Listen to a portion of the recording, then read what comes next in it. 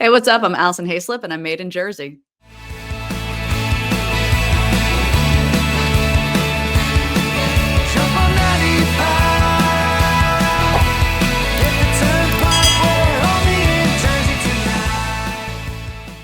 Hello again, everyone. Welcome to the Garden State and welcome to Made in Jersey. I am Jerry Strauss. I don't know why I just did that. That's just what we do here in the Garden State, apparently, at least here in my studio. We're so excited to have you, and we are so excited to have our guest this week. You have seen her everywhere, man. As Johnny Cash says, you may have caught her from her years on the popular Attack of the Show and more, all over the G4 network. You may have seen her on American Ninja Warrior. You may have seen her on The Voice. If you have a screen of any size, at some point she has been on it. I guarantee you.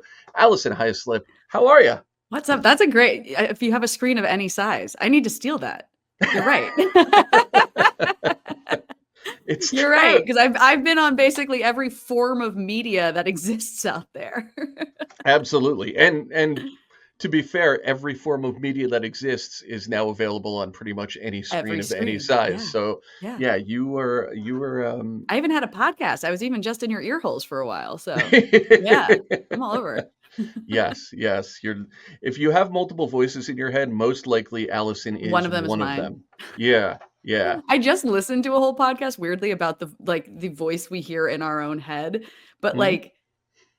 like a large percentage of people don't have that. And I was listening to this podcast the whole time going, wait, do I hear my own voice in my head? Or am I only hearing my own voice in my head because they're telling me I should be hearing my own voice? It was like such an existential crisis I went through listening to this podcast. And of course I had their voices in my head too. Well, but now you're making me wonder, is it more sane to have your own voice in your head, or is that just a little egocentric? Should you have somebody else's voice in your head? Some people do have other people's voices in their heads, and some people have no voices. Some people like just see pictures and things like that when they're thinking. Like I'm like, but I can't sit here and figure out which I am because the mere act of thinking about it pushes it out my head. You know, right. Sorry, I didn't know we were going to get so deep at the very beginning of the Jersey podcast, but here we are. That's what we do. That's absolutely, we're entirely on brand right now. How are you? We're talking to you not from New Jersey. You are out on the West Coast. You've been there for quite some time. I came out here almost 24 years ago for the summer. I was coming to come to LA for the summer, and here I am almost 24 years later. Oh, that's really interesting. Yeah. We're going to get into it because you have such an interesting path, starting here, moving out there, but you never intended to stay. No. I mean, truly, I thought I would be living in Manhattan. I thought that was like my, a lot of us from Jersey, we end up in the city at some point. Which it's funny that I just said that. I don't know if you saw the movie Carry On that was on Netflix over the holidays with Taron Egerton. A buddy of mine wrote that, and he is also from New Jersey. Ooh, maybe I'll have to put you guys in touch. But one of the characters like catches that this other character must be from New York or New Jersey because he calls Manhattan the city. It's only us. We just call it the city. So I always thought I'd end up in the city, and I came out to LA like right after I graduated college because I have an aunt and uncle who live out here. And I was like, I'll go just like crash with Aunt Lorraine and Uncle Frank while it's still appropriate to crash with your relatives right after college. And I just stayed. Stayed. Are they pissed? Are you still? No, I'm not. Thankfully, I'm not still with them. That might be a little excessive. I was only at their place for maybe 4 months. Yeah. That's good. Yeah. I'd be kind of like, all right, enough of this. It's time to go. Yeah. Yeah, that's interesting. We're going to talk a little bit later about sort of dividing lines of New Jersey, and there's so many different ones, I think. But I think the reference to what the city is definitely one, because if you go down south enough, it's Philly. So right. That's a big line. But let's start where you started, because this is one of those towns that you hear the name a lot, but nobody quite knows what's going where on it is. in there. Yeah, exactly. Tewksbury Township. Yes. That's the thing I have to explain to people is that I'm from a place called Tewksbury that's so small, we didn't even have a post office. So my mailing address was Califon. It was the town next door. We were a township. So what was that like? Because that's up north-ish, kind Well, of. listen, it's central Jersey, even though people like to say that doesn't exist. It's Hunterdon County, which we are like dead center Jersey. But yes, more north than south for sure, but like I wouldn't call myself North Jersey. Right. Um, I mean, I grew up down the street from a horse farm. That is what, if Tewksbury has any fame to anything, it's that it has these like it trains like Olympic competition horses. Like Oh, there's every I like to say I think every girl in my sixth grade class rode a horse and or owned horses except for me because I'm terrified of horses. So not like terrified I'll run away from them. I'm happy to go up and pet them. I never want to be on a horse. That terrifies me. But that's the kind of town it was like literally there were farms around where I grew. We didn't even have a traffic light until I think I was 16 years old. wow. Yeah, but we were under an hour from the city. Yeah. So I kind of grew up with the best of both worlds. Yeah, it's interesting because you are everything but sort of nothing because you're not north enough to be North Jersey. Yeah. Uh, Sorry, I'm already planning in my head. We got to get one of those horses on this show. So, just a mental note for later. But that's really interesting because it feels like, based on what I've read about you, that your interest in being in front of a camera, and it seemed like it's rooted more in the acting direction, which Yeah. of course you've carried on through your life. But that started really early for you, right? Yeah, the middle school I went to, OTS, Old Turnpike School, they every year do a musical with the eighth grade class. It's like I don't. They've been doing it for I don't know, decades upon decades. It was just I sort of grew up thinking that that was something every middle school did, but I found out that's actually very rare. Mm. And I was always a very good student. And then but I was a very good student, but if something didn't come easy to me, I wasn't interested in it. Like I took viola lessons for 6 weeks and it didn't come easy to me. And I immediately was like, I don't want to do this anymore. Mm. But we did this musical and I can sing, I can hold a tune. And I ended up getting cast as the lead. We did Fiddler on the Roof and I got cast as Golda. So, this like 14-year-old Catholic girl was now the Jewish mother of six. But working on that show was the first time in my life that I found something challenging and I loved it. And I was like, oh, I like this. This interests me a lot more. Yeah. And so I continued in that into high school. And then we have a local community theater group there called Skit, Show Kids Invitational Theater. That is just an amazing program that a lot of kids from around the neighboring counties will be a part of too. And so I was a part of that as well. So I did a lot of musicals just through high school between the actual school and through Skit. And that's how it all started. Wow. And Yeah. I mean, just to fast forward a little bit, you're going to Boston College, you graduate with Mhm. honors, studying theater, but you Yep. also end up going to the British American Drama Academy. That's kind of a Yeah. big leap from your middle school musical. Is that Yes.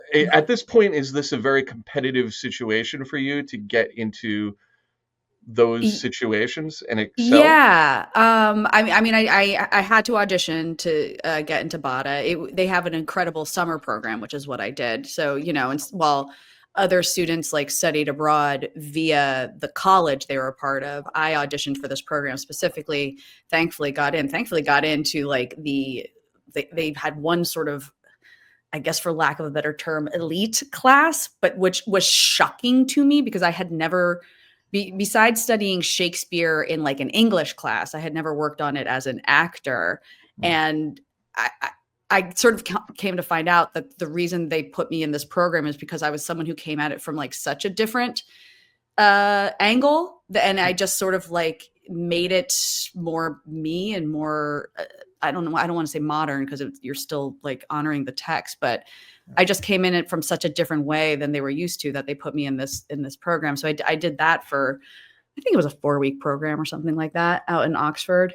Mm. I learned the hard way that June and July in England is not the same temperature as June and July in Jersey. And I like got out there and immediately had to buy sweatshats because I packed shorts and t-shirts, and it's not that warm. No, It's not cold, but it's not that warm. Yeah, so I did that, and like you said, it was at Boston College, which was a great experience as well. Yeah, and you were on your way. Do you feel like a lot of people, especially, not to be biased, but that's what this show really is, right? Like a lot of people who come from New Jersey and then go on to do these notable things feel like there's some aspect of their environment that they grew up in that helps kind of uniquely prepare them for that. Do you feel like that was the case for you? For sure. I mean, like it toughens you up. And not in like a bad way. Also, I like to point out that I'm full blood Jersey. Like both of my parents are born and raised New Jersey as well. My dad grew up in Chatham and my mother grew up in Pennsauken, Cherry Hill, that area, So like I'm second generation Jersey, I guess you can say. But also like when I was a kid, Jersey was the butt of the jokes. You know what I mean? Like Jersey was what every other state kind of looked down on. And I think now that's kind of turned into Florida for some reason. Like I think we've sort of passed the baton on to Florida, but like growing up being the having your home state be the butt of every joke, I think gives you a little like, well, no, we're awesome though too, And like we have Bruce Springsteen and Bon Jovi and we're so cool and Italians. And by the way, I got to say that there's probably a solid theory in the fact that maybe the fact that so many people from here retired and went down to Florida, they just that's it. So it is our fault. Yeah, I think so. I think the bad reputation just moved with them. Yes, there you go. Very slowly at like 22 miles an hour, but it was still. also like we were like we were the what's the term I'm looking for? Like we were right next to New York, which is like the coolest place on the planet. Yeah. And then we're here being like, but we're cool too. Like bridge and tunnel. That was our derogatory term for Jersey. And it's also the fact that we're next to New York, but like in a way they kind of hate us.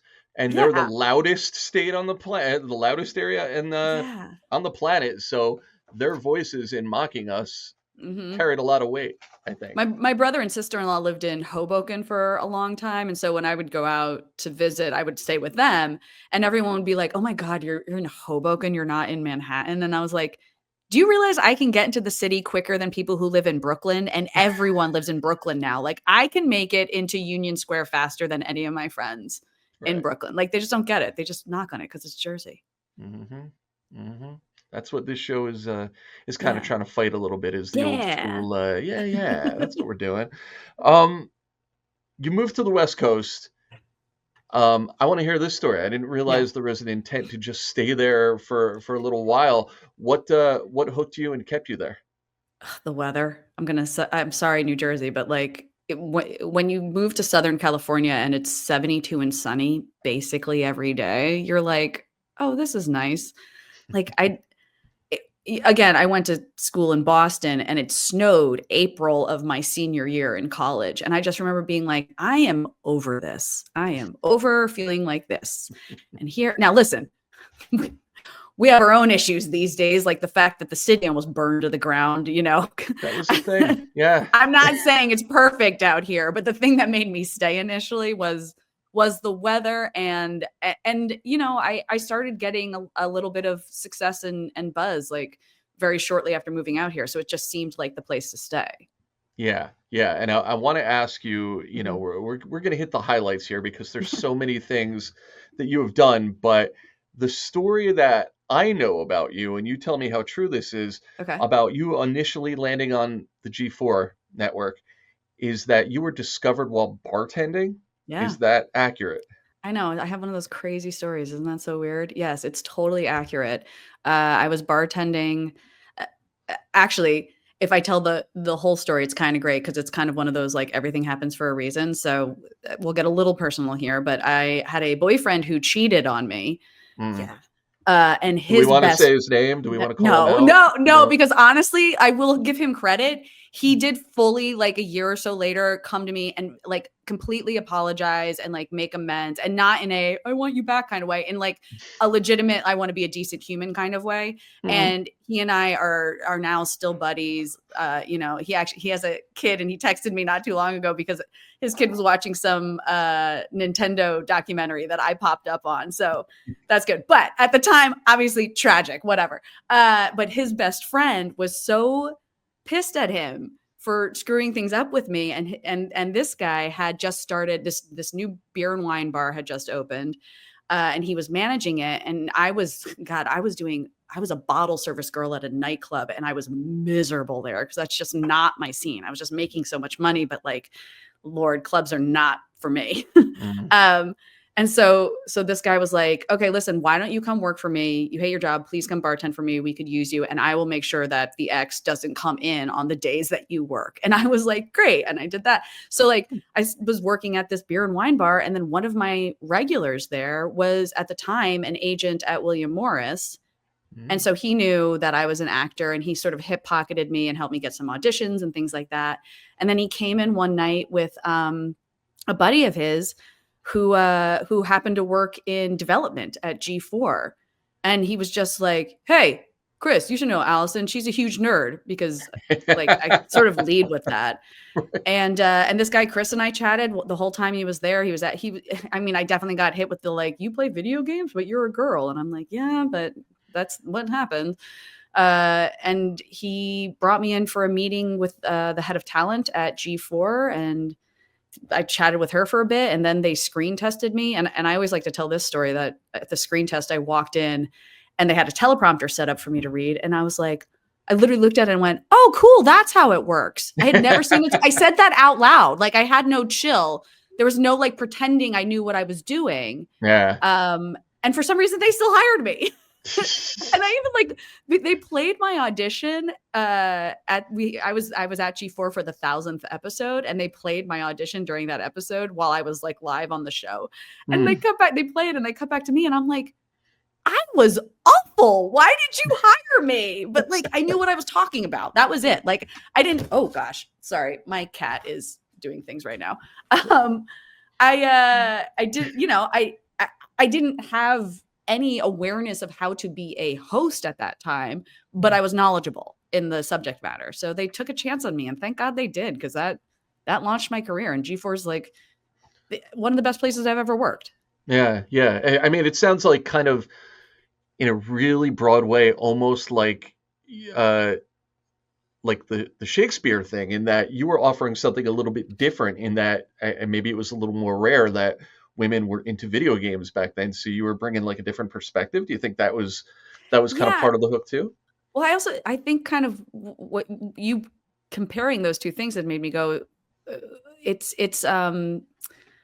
I just always try to be genuine and true to who I am. Yeah. And I don't, I don't think I went into either of those situations being like, okay, just be true to who you are, Mhm. but that's where I find success. That's actually the first paying gig I ever got was a music video that ended up becoming a massive hit back in 2003.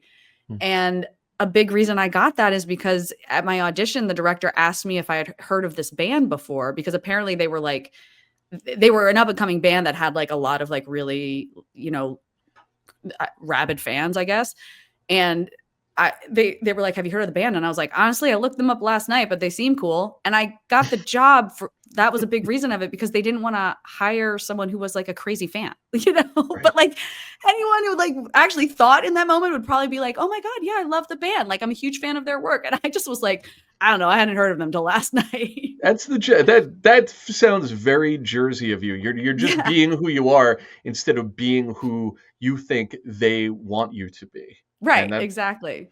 what a Which is like, strength. how did I get into a career where all I'm doing is playing people who are not me? But, maybe that's part of it. And also a career where I think so many people just inherently think they need to be fake and put on a front, and you're just going in the completely opposite direction and just cutting through all the crap. It's pretty Yeah, yeah, wow. that's definitely very Jersey. Lessons Yeah. in life. Let's hit a few more highlights here. Okay. BattleBots. Now Ugh. that is a That is the epitome of a guilty pleasure show, I think, Ah, if I've ever seen or heard one. What was it actually like? oh, it's so much cooler in person. It's so much cooler in person. That's what I would tell all my friends. I was like, if you can come to a taping of this, please come, because the one thing that the show will never be able to capture. I don't want to make it sound like this production or this version of it, but the only thing that cannot be caught on camera Mm, is the actual weight of those robots. yeah, And when you're in person and they get flipped and they smash into the ground, you feel it. You feel it. I mean, these things are heavy. They're 250 pounds and like the size of a coffee table, you know? mm, And they just, because they're so powerful, when you're watching on the show, they kind of get like flipped around a lot. And you don't realize like how much weight is actually there. It's just a yeah. crazier experience in person. That's awesome. It's like, Yeah. I'd imagine it's like a live monster truck type Yeah, thing as far as. exactly. Exactly. Like I didn't have to feign excitement in that show. Mm, It was just awesome to be there. that's cool. That's Yeah. cool. What about American Ninja Warrior? Now that Oh, so cool. no, and the reason I'm asking these questions is because there's so many people who have not been to tapings of different types of TV shows live may not understand how different the pacing might be versus Yeah. what you see on TV. What was the actual energy like in the room and the flow of taping an episode of American Ninja Warrior? I mean I will say those are longer days for sure. What's cool about BattleBots though, just to go back to that real quick, you can see it live in Vegas now. There's a BattleBots experience in Vegas, so Oh, highly recommend going to that so you can get an idea. They have the whole box built up again, and it's great. American Ninja Warrior, just because of the sheer scope of it. So mm, so I worked on it when it was still very true to the Japanese version, the original version, just Ninja Warrior.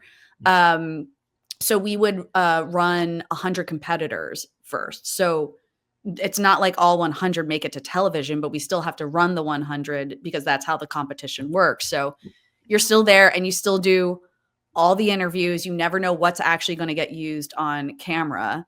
mm, They were definitely longer days, and then they don't do this anymore, which I think is kind of a shame. But I went to Japan 4 times for that show because we would run the actual finals on the course in Japan, which was oh, so cool. But what was also very interesting, kind of back to your original question, is that we were at the mercy of the Japanese production team and how they run things, and they do not have the same labor laws that we do. So mm, all 100 competitors, like the entire competition is shot in one day. Like we would do, I think maybe we did 50 one day, 50 another day, and then the semis, and then, you know what I mean? Like broke it down from course. It yeah, is all one day. So it was always like something around like a 17 to 20 hour shoot day. mm, You were awake for I mean, like there, because we only had our 10 competitors competing in Japan, but we had to, they were sort of dispersed. Wow. I'm getting very Jersey and talking with my hands now and hitting my mic. They were spread out through all the other competitors. So we just had to be ready to go when they were ready. And then, hopefully one of our competitors makes it to the finals and we have to be there for the whole thing and the tower and all that. But I mean, mm. the experiences I got to have with that show specifically, but G4 in general, were incredible. Like I got to travel the world doing fun stuff like this. Yeah, that's awesome. That's awesome. Yeah. Although I knew it was challenging because when I mentioned the name of the show, you made a noise. We can go back on instant replay. Yeah. You hear that noise in slow mo. It's Maybe a we'll do that lot. in post. There was one year I shot American Ninja Warrior, flew back. So we wrapped at probably 4 a.m, got back to the hotel, slept for just a few hours because I had like a 1 o'clock flight back to LA, and where I got one night to sleep and then go to Comic-Con, which Comic-Con was like, our Oscars. Like that was our Uh, biggest event we did. yeah, when you're I saying mean, Comic-Con, you're not saying like the Comic-Con in Utah. You're talking about no, the San real Diego LA. Comic-Con. Yeah, Yeah, yeah. yeah. And originally G4 wanted me to pick one or the other. They were like, do you want to do Ninja Warrior or do you want to do Comic-Con? I was like, no. I will not Mm. Sophie's Choice this. I will do both. But excuse me. I mean, it was a lot. I was exhausted. I don't think I think I slept for like 3 straight days after that. Yeah. Unbelievable. Unbelievable. We got to mention The Voice. You were a Okay. big part of the first season, which of Yeah. course was so uber success. Uber. Uber successful, sure. Sure. I mean, obviously, it's one of the biggest TV shows franchises on TV to this day, and you were there from the very beginning. Yeah. What was that experience like? And well, let's start with that. What was that experience like for you, getting on the show and being on the being a part of that Well, mission? it was a whirlwind. It was also incredible because none of us knew what it was going to become. I mean, when we first started shooting it, it's not like we knew. We felt like we were the American Idol knockoff. It was a little like, what is this show? Why are we doing it? I was hired 36 hours before production started. Like, Mm. I was such a last minute addition. So like my first day on set, I got to set and they took me to my dressing room and I couldn't leave my dressing room for about an hour and a half because my deal was still being done.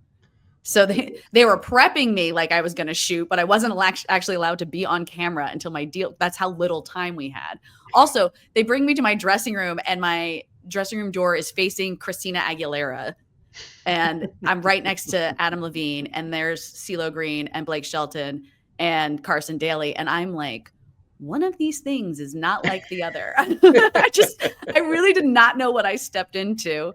I always have to shout out Carson during this because it was such a like crazy last minute production. Day one, like none of the producers knew anyone either, you know? So I kept asking my direct producer to please introduce me to the coaches because I hadn't met them and I didn't want them to be like, who's this random person back in our dressing room area, you know? And he's like, Yeah. oh yeah, I will. But like he hadn't met them yet. So it wasn't until a couple hours in when I was walking down a hallway and Carson Daly happened to be walking the other way. And he stopped me and he was like, Allison, I'm so glad I get to meet you. I'm a huge fan of your work. Thank you for doing the show.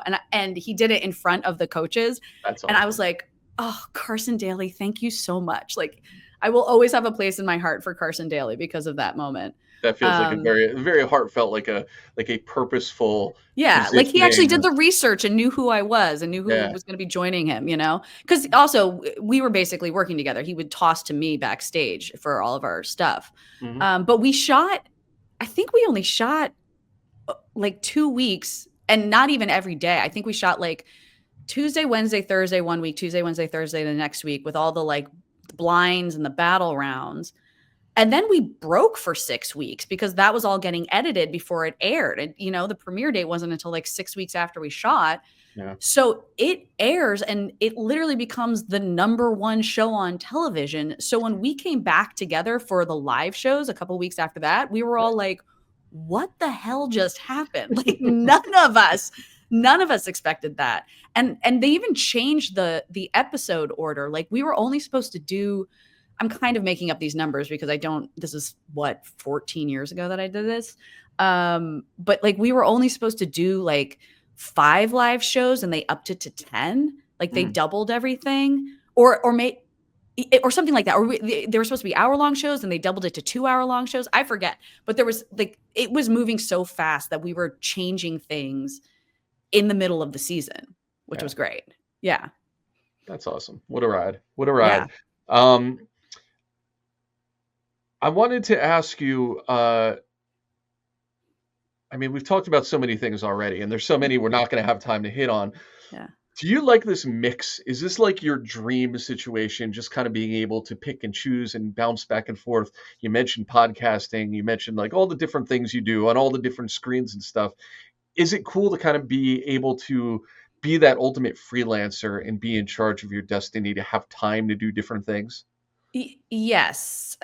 I say that with a little hesitancy because if you had asked me that question in 2019, I would have been like, absolutely yes. But Mm. since 2020, the industry's like taken a drastic hit. It's taken a big blow. And especially like the pandemic, the double strikes, and now these fires here, it's like the industry has just changed so much Yeah. that I used to be able to like, you know, do the one big show and then do bunch of fun, smaller things here or there, have my own podcast, that kind of thing.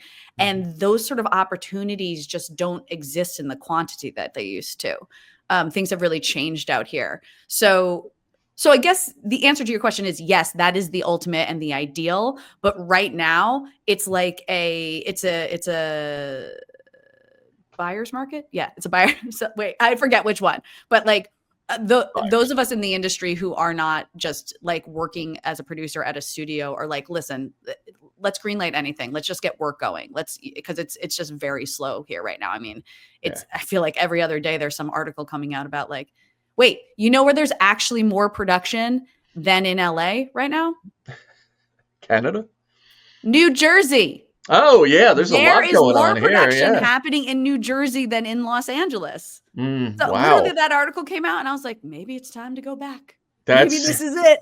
That's cool. Well, you still have family here, right? My aunt and uncle still live out there. My entire immediate family now lives in Hilton Head, South Carolina, which is very weird. I mean, Hilton Head is great and amazing. I'm not knocking Hilton Head. It's just like now when I quote unquote go home, I go to a resort island off the coast of South Carolina. It just feels very bizarre. Well, look, we'd love to have you back for for any reason. But in the meantime, you're doing this deep dive into the world of wine, which I gotta say, that's how I kept myself sane during the double strikes. I helped open a wine shop because that has always been like a separate little passion of mine. I thought you meant just. Oh no, just that too, the heavy drinking aspect of it, but no.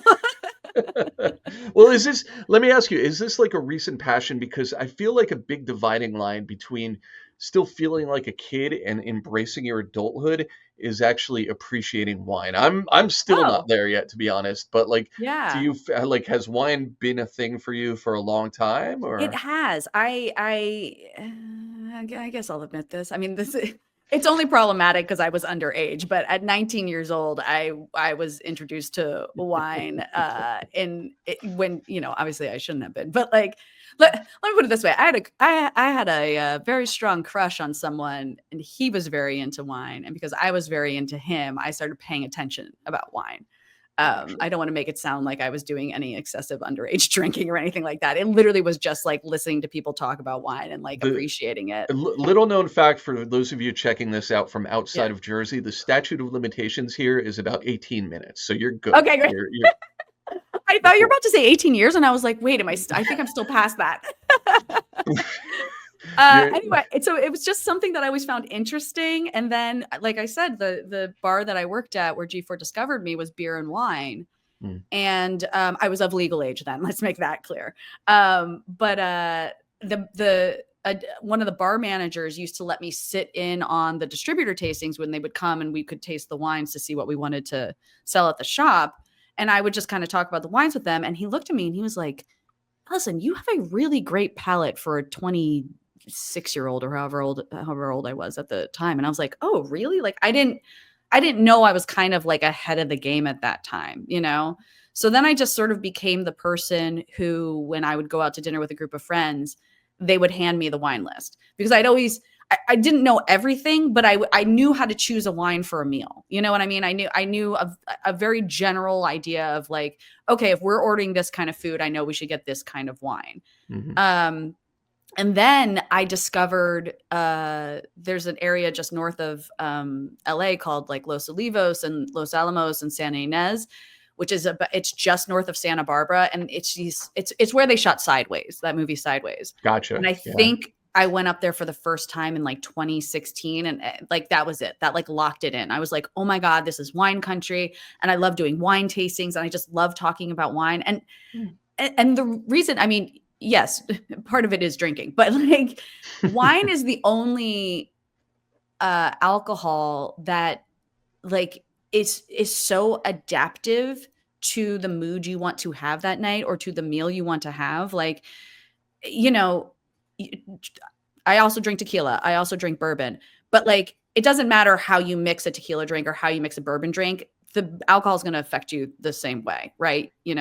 So, but with wine, like getting the right wine pairing for a food or like, sitting outside and having a picnic and like having a really great dry rosé, or like having a steak at night and having, you know what, it just changes. And there's so many, it's kind of sciencey too, which is why I really like it. Like that, it taps into that like nerd thing where I'm like, oh, the reason this pairs is because of this thing, and the reason that pairs is because of that thing. Like my favorite is that champagne and fried chicken are like the best pairing on the face of this planet, because it's like a bready, yeasty, bubbly wine, and the bubbles cut through the fried of the bread and the yeastiness of the fried chicken. It's the best. It's the best. I highly recommend fried chicken and champagne, which it doesn't sound like it should be, but yeah, I don't know. There's just something like, if you can't tell, like I nerd out about it, like the same way I like nerded out about video games or like Lord of the Rings or space stuff. That wine does the same thing for me. That's awesome. That's amazing. Yeah. You've told us a lot about your past, your present, your future, but now we need to go back to your roots. Okay. For this final leg of this conversation. This is something we do every episode. We teased it before. I hope you're ready. Wait, hold on. I'm going to take a sip of water and then I'm going to be really ready. Yeah, sure. It's water. Yeah. Mm-hmm. Sure it is. Can you imagine? This is 64 ounces of water. Can you imagine if it was something else? People would be like, Allison, when did you know you had a problem? Well, watch this podcast I was on. That's it. Rock bottom right here. Yeah. That's our tagline right here. Every guest, rock bottom. So we call this a little something called the Jersey Dozen. We are going to hit you with some questions, and you don't need to think about it too much. This is just you letting your inner Jersey come out. We're going to see what kind of a New Jersey native you actually are. You ready? Ooh, okay. Yeah. All right. Here we go.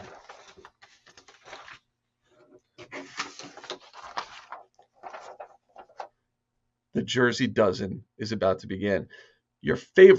Name your favorite Jersey Shore town. Oh, Cape May. Okay. Yeah. That was easy. Yeah. I went there every summer, literally every summer. Okay. Yeah.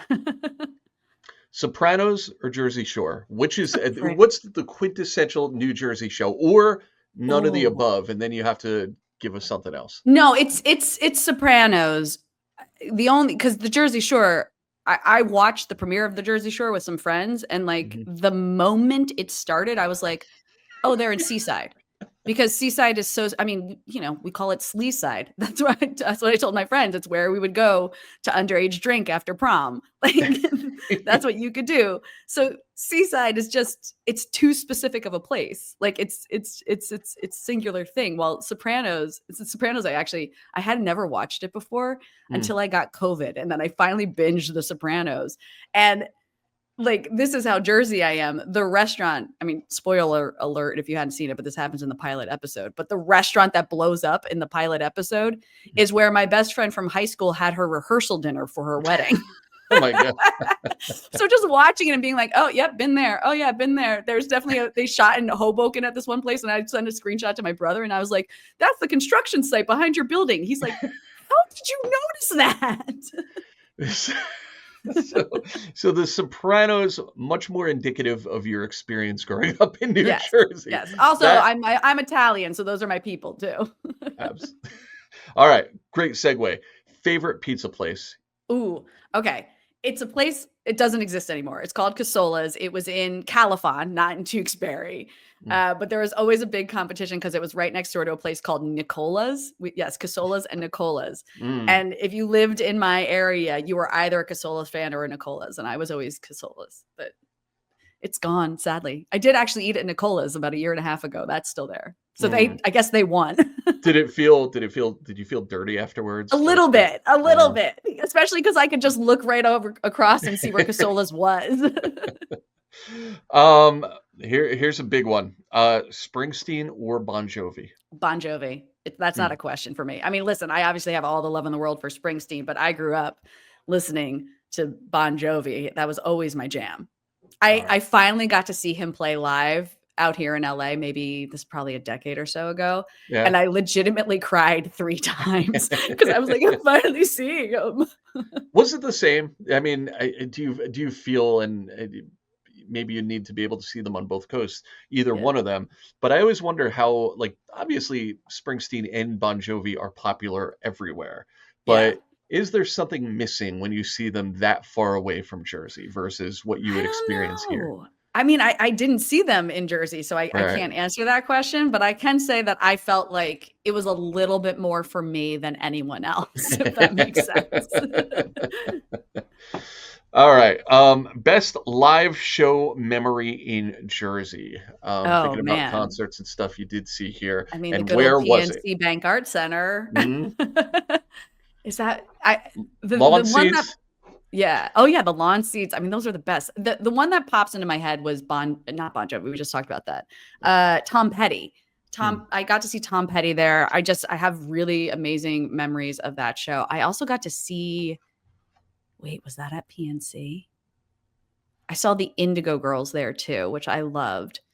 Oh, wait. I will say my very first concert ever, Mm. but I was like 8, so I have very vague memories of it, was Paul McCartney and Wings at Giant Stadium. Really? And then my second concert was the Monkees down at the amphitheater in Cape May. So I've gotten to see some icons in Jersey. For real, for real. Yes. Were you the only 8-year-old going to see Paul McCartney? Yeah, probably. It was the first time my parents took me to a show. Like, that was Oh, they wanted to go. They left gotcha. my little brother home with my grandparents, and they took me. So, Hmm. yeah. Yeah, that's pretty cool. Yeah. Parkway or Turnpike? Okay, this is what's so weird is that Tewksbury is so far away from either that they're both kind of rare to me. Like, I was always a 78 and 278 girl. I almost never made it. The only time I'd be on the Turnpike or the Parkway would be to get to the shore. Okay, if I had a Turnpike, I think, if I'm choosing. Okay. Yeah. Best play, this this may not apply to you based on when Okay. you left the area. Best place to grab a beer. Oh, man, yeah, you're right. Well, Yeah. I hold on, let me think, because I did spend a lot of time in Hoboken and Jersey City, but where would I just go, like, grab a beer? I don't know if I ever you're right, I think I would only, like I don't ever think I did that in wait, the Long Valley Brewery. Hmm, That was, like, down the street from the other direction from where everything else was. Down the other way was the Long Valley Brewery, and I definitely had a beer there once or twice when I would come home from college. It was great. perfect. That Yeah. counts. All Yeah. right. 5 more. We're gonna rapid fire through these. Okay. Pork roll or bagels, two Jersey specialties. Bagels. I'm a bagel Yeah. girl. Yeah. That's the one Big thing. I have found one place in LA that does a relatively decent bagel, but it's not the same. We literally ship my mother bagels from Jersey because she misses them so much in South Carolina. mhm. Um, Favorite mall to your memory, and this could Bridgewater be Mall. That's my mall. The that Bridgewater was your Mall. mall. Yeah, the Okay. Bridgewater Commons. That Yeah. that finally places where Tewksbury is to me. I finally Yes. realized. Oh, so the thing that I always say is that it's near Flemington, but Okay. still was like 20 minutes away from Flemington. It wasn't like that near, but it's the nearest place. But yeah, the Right. Bridgewater Mall was my mall. And then Short Hills is where you would go to get your prom dresses because that was the fancy mall. Right. Jersey icon they should name a rest stop after. I don't know if you're familiar with this trend that they've named Yes. all the rest stops after some of Yeah. the bigger names, but who do you think's missing? I don't have the complete list in front of me. I know we've got Whitney Well, I Houston, don't we've got Bon Jovi. oh, there is a Bon Jovi. There That's who is I a was gonna Bon say. Jovi. Yes. Oh, It's quite a huh. thing too. And they got big screens. They're playing live concerts there like all the time. I mean, do It's we get a Tony Soprano rest stop? we do have, I believe there's a Oh, Gandolfini one. oh, I there's think it. But is he from Jersey though? Is he or I don't know if he was okay. actually from Jersey. That's why I was like, does it get to be Tony Soprano? I need to double check. I I have know. walked into this Ugh, uninformed to this question, we are but terrible New Jerseyans. seriously. Okay, so we'll put that on the list though, just in Okay. case that. And if there is a Gandolfini, we need a Sopranos one. I think Yes. Yeah, is I that's agree. fair. It should be the Um, last one before the city. yes, Yeah. cool. Um, New York teams or Philly teams? Again, Oh, New this is your York. dividing line. I know, Okay. but yeah, I'm a Yankees Giants girl. Unfortunately, with the Giants, Jesus Christ. But I will say though, my mother being from Southern Jersey, there is a place in my heart for the Eagles because I used to watch Eagles games with my grandfather growing up.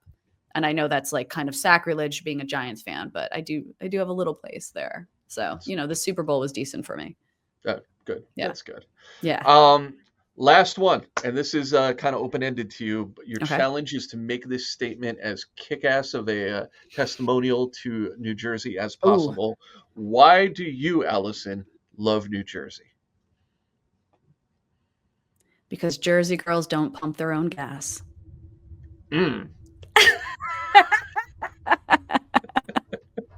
That one, mic drop. That one hit hard.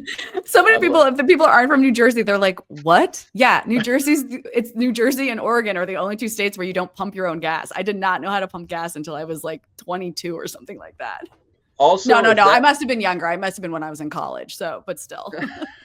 If that is not a t-shirt yet, that is sold all over every boardwalk on the Jersey Shore. Oh, hold on. I think it is. Wait 2 seconds. Let me go find something. Oh my God. Is this happening? Here you go. At the very least, it's a magnet that hangs on my refrigerator. Oh, okay. So it's out there. It's out there. But still very, very badass. If you wanted to know how much I am still Jersey, this literally is on my refrigerator.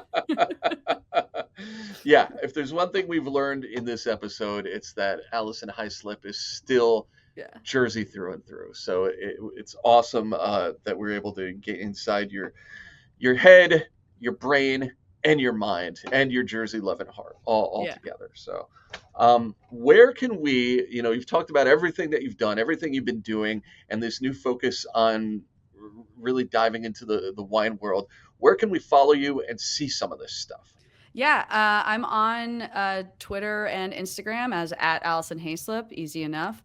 And on TikTok, that's where I do a lot more wine content. I'm @Haislip Loves Wine.